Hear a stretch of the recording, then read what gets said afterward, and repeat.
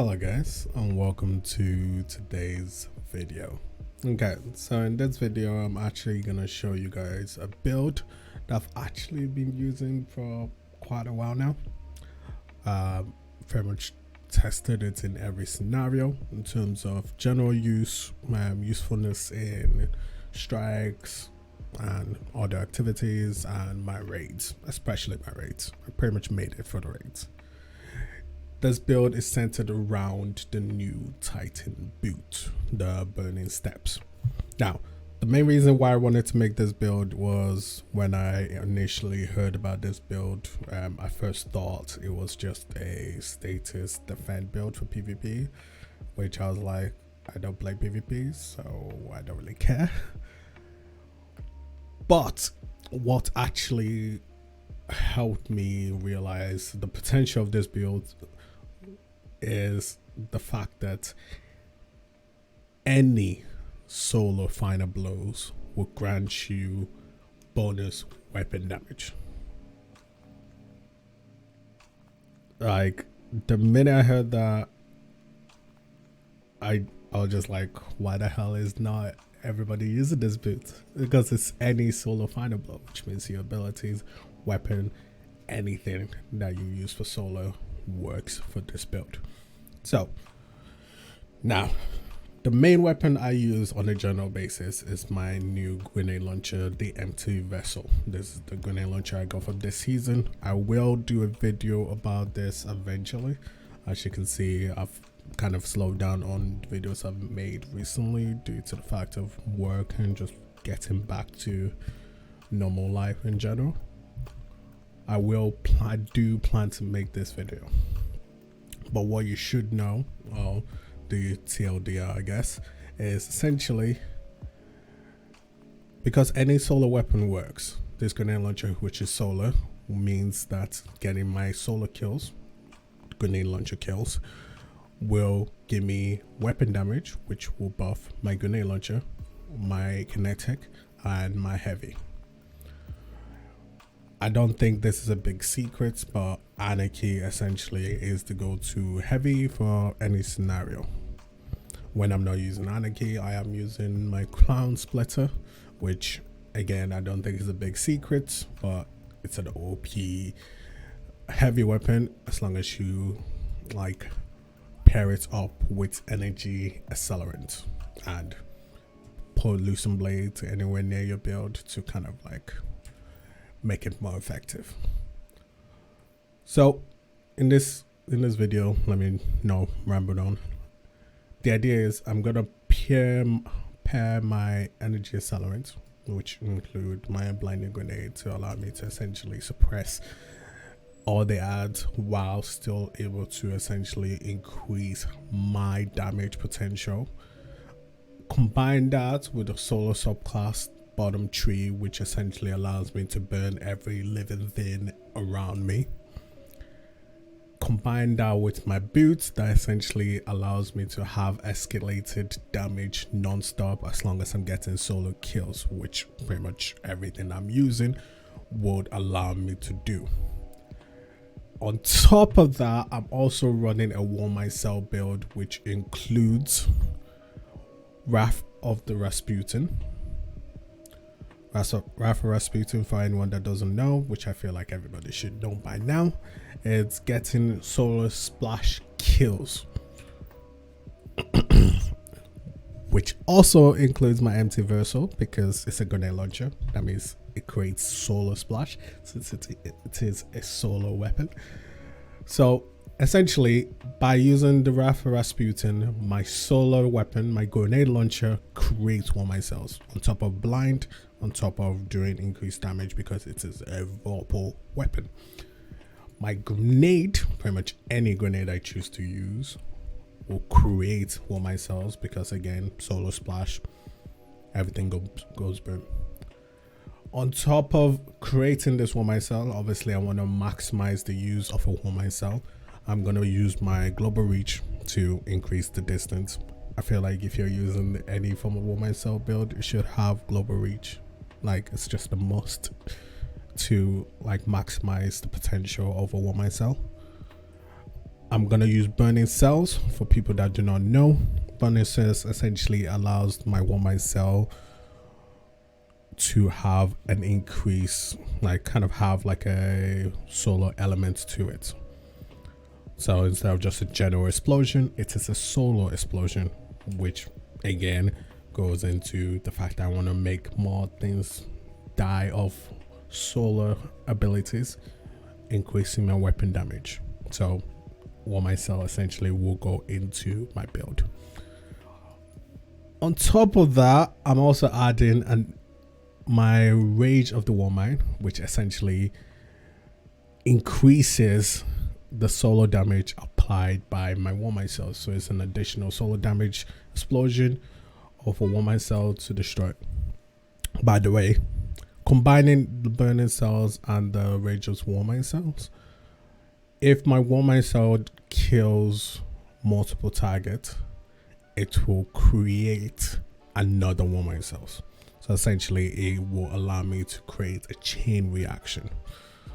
I do also have one more mod, which is my Warmind longevity.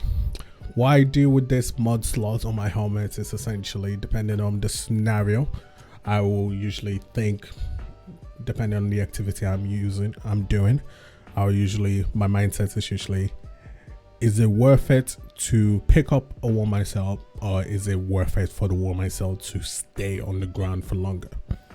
So if it's an activity that I'm trying to like keep moving as often as possible, aka strike for example, instead of longevity, I'll just pop on my grasp of the Warmind, which allows me to pick up my Warmind cell. If it's an activity that I'm going to spend a lot of time in one room, which is Vault of Glass, for anyone that's attempted it this season, there is a lot of art clearing and a lot of you're just gonna be there for a while. Longevity works because now Warmind cell stays on the ground for longer, meaning I can pretty much use it for each round, each wave of attacks. And why I use longevity.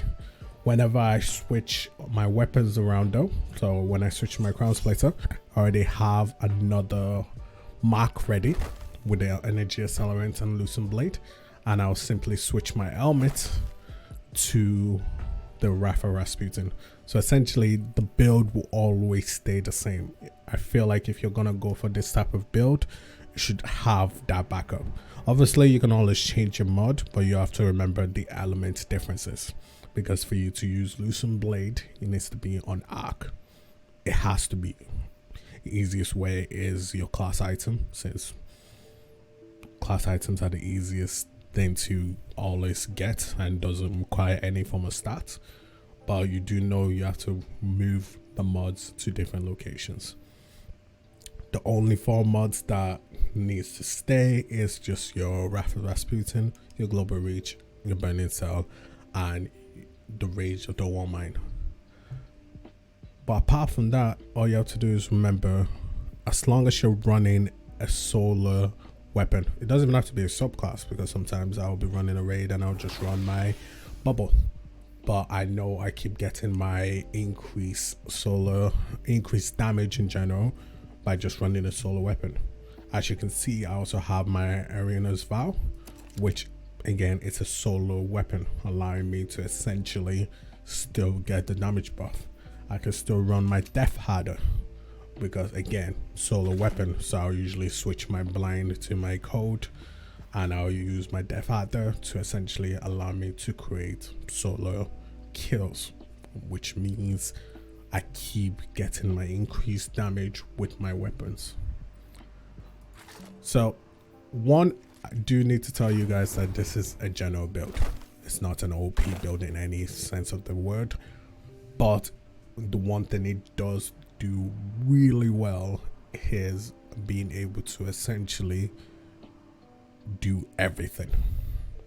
Because what I tend to do sometimes as well is I will change my helmet to solar so that I can essentially apply burning cells, no, not burning cells, my bad, fighting medic in a scenario that I need some healing.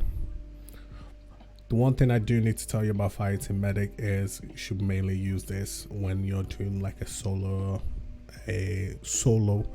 activity. So, for example, if I'm doing a lost sector, a solo lost sector, I will use fighting medic because it's easy healing on top of all the other bonuses I get from my build.